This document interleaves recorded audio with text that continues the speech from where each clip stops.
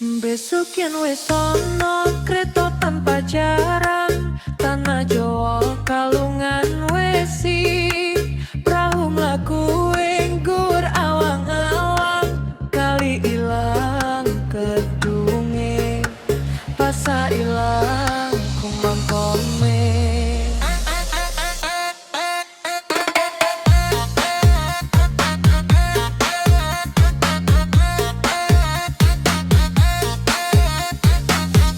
Iku tondo yen tekane jaman Joyoboyo wis cetha. Bumi saya suwe saya mengkeret, sekilian bumi dipajeki. Jaran doyan mangan sambel wong wadon nganggo pakaian lanang. Wong lanang yo wong wadon, iku tandane yen wong bakal nemoni wolak waliking jaman.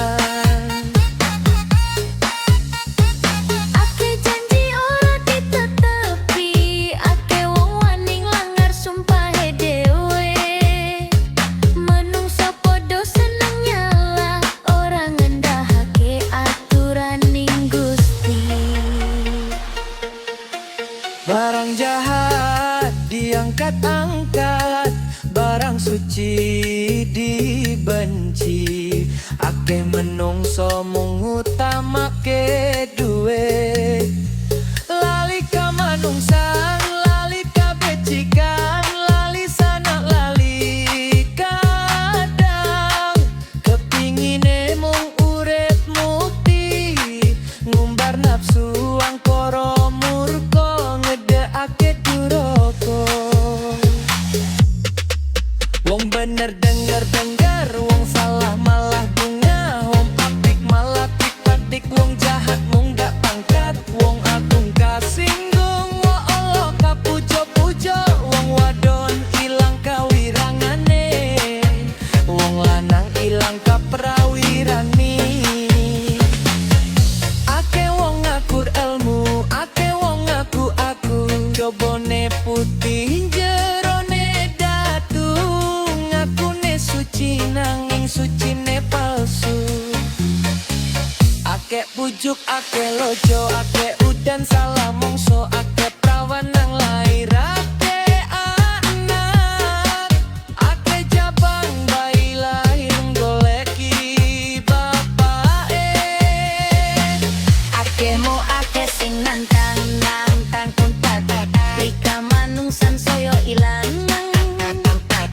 Oma suci dibenci, oma ora soyo pipunjo. Anak mangan bapak, sedulur mangan sedulur, kanca dadi mungsu, guru padha disatu. Tangga padha curiga, kono kene saya angkara murka. Besok yen ono peperangan, Teko saka wetan kulon kidul lan lor, ake wong becik soyo sengsara, wong jahat soyo seneng. wektu iku akeh dandang diune kakek kuntul, wong salah dianggeng tenang. Kianat nikmat durjana saya sempurna. Wong jahat mung gak pangkat, Wong duku kebenggu, wong mulya dikunjara. Wong wadon lamar wong lanang, wong lanang ngasorati, raja telung tiwi.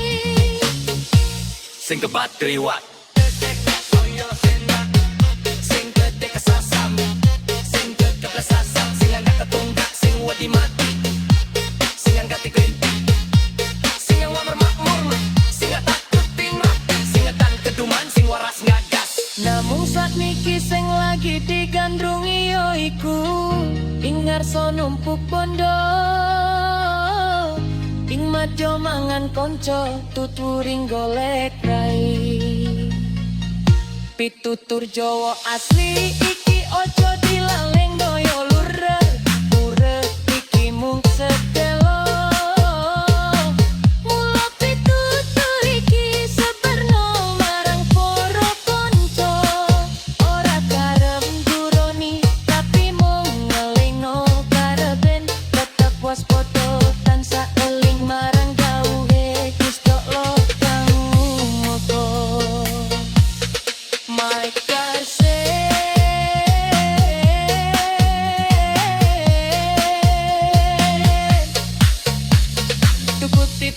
grup FB Islam Kejawen.